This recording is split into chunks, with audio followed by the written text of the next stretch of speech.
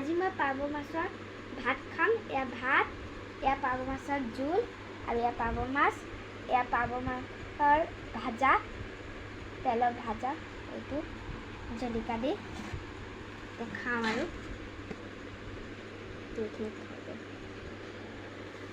দুটা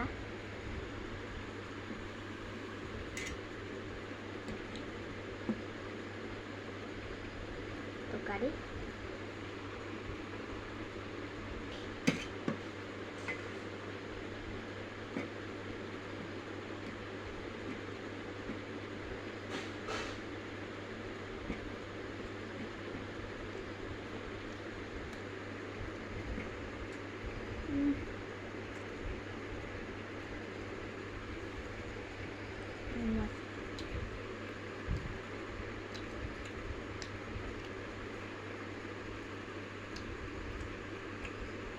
Just